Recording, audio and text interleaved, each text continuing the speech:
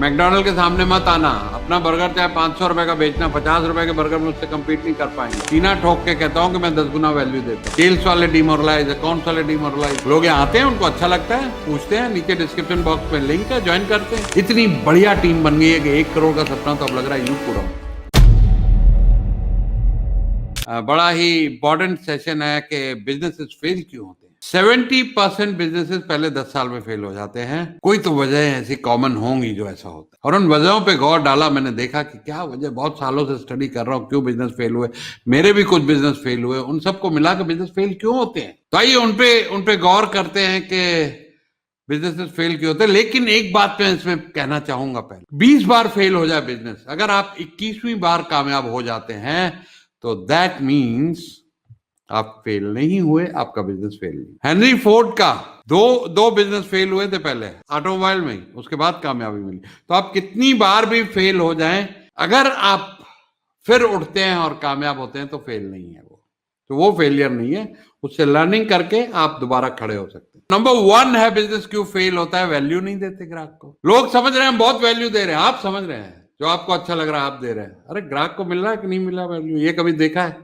ग्राहक पलट के नहीं आ रहा आपसे काम करने, ग्राहक आपको 10 रेफरल नहीं दे रहा है, माना आपके वैल्यू सिस्टम में कमी है। या तो वो ग्राहक आपका था ही नहीं, या आपने जो भी डिलीवरी की उसमें वैल्यू नहीं थी। और मैं तो समझता हूं 10 गुना वैल्यू दो। मेरे जितने कोचिंग और ट्रेनिंग के लोग हैं, पार्टिसिपेंट्स हैं, मैं भरे बाजार में ठोक के कहता हूं, सीना ठोक के कहता हूं कि मैं 10 गुना वैल्यू देता हूं, दिल से देता हूं। लोग अपना नंबर नहीं देते, कोचेज और ट्रेनर बाजार में चले जाओ आप, हजारों भरे पड़े हैं, कभी भी अपना नंबर, फोन नंबर नहीं देंगे। मेरा नंबर यहाँ स्क्रीन पे चल रहा है। तो वैल्यू देने में कमी रह जाती है, बिजनेस फेल हो जाता है। तो वैल्यू जरूर देनी है और क्लाइंट की रिस्पेक्ट करनी है। हमारे यहाँ तो कहते हैं ग्राहक भगवान होता है। जो ग्राहक आपको ठीक से पैसे दे रहा है, टाइम पर पैसे दे रहा है, काम दे रहा हो, तो डेफिनेटली भगवान है। आपका घर उससे चल रहा है, आपके बच्चों की एजुकेशन उससे चल रही है, आपके एम्प्लॉयज की सैलरीज उससे निकल। नंबर 2 है टारगेट ऑडियंस से कनेक्ट होना। अगर कस्टमर के पेन पॉइंट आपको समझ ही नहीं आ रहे हैं, भाई जरूरत क्या है, आप बेच रहे हैं लेडीज के कपड़े और एडवर्टाइजमेंट कर रहे हैं बच्चों में, कहां चलने वाला है।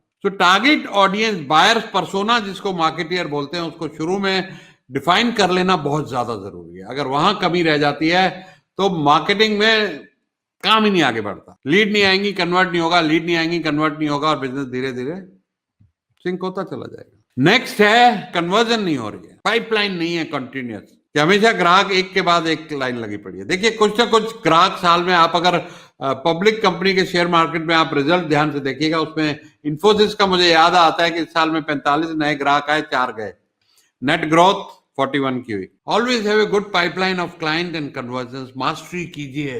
मेरा सेल्स का जिन्होंने कोर्स किया 20-20, 50-50 करोड़ के बिजनेस क्लोज किए। जो 6 सैटरडे का मेरा टर्बो सेल ब्लूप्रिंट कोर्स करके लाइफ बदल गई है लोगों की।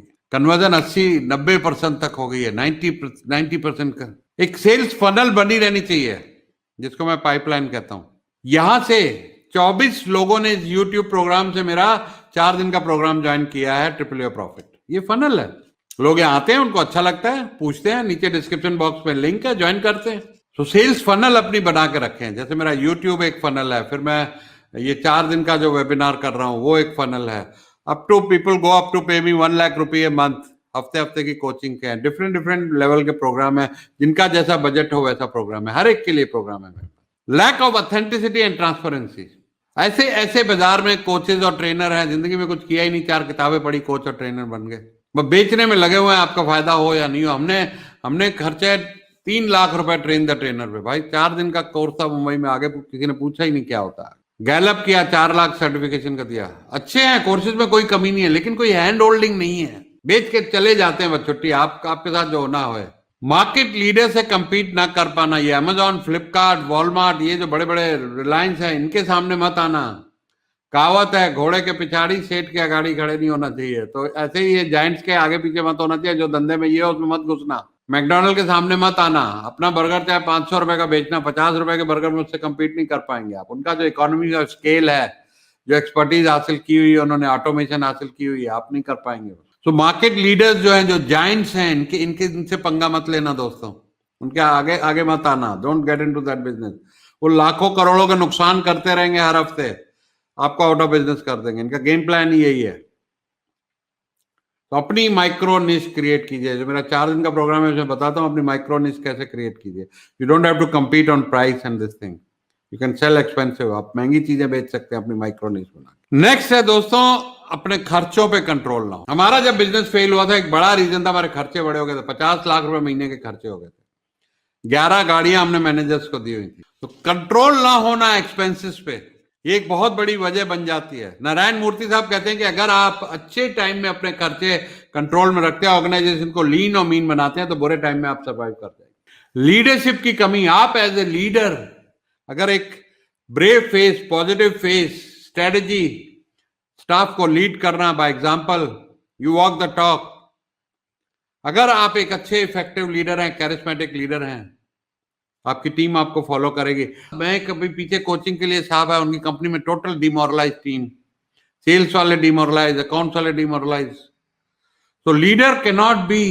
हमारी फैक्ट्री में एक बार आग लगी थी, घर में रो रहे थे, सामने हम बहादुरी से खड़े हुए, 3 दिन में फैक्ट्री चालू करेंगे, 3 में नहीं की 5 में की। तो लीडर को डिमोरलाइज नहीं होना और ऐसा चेहरा नहीं दिखाना अपनी स्टाफ को और टीम को कि हम हार चुके हैं। एक बढ़िया टीम बनाना एक रीजन है। It's all about team work. हम और आप कुछ नहीं कर सकते। आज तजुर्बा जो 1 करोड़ की बात चल रही है, अभी मैं इसके पहले पूना की मीटिंग में था, अभी 1 मिनट पहले खत्म हुई।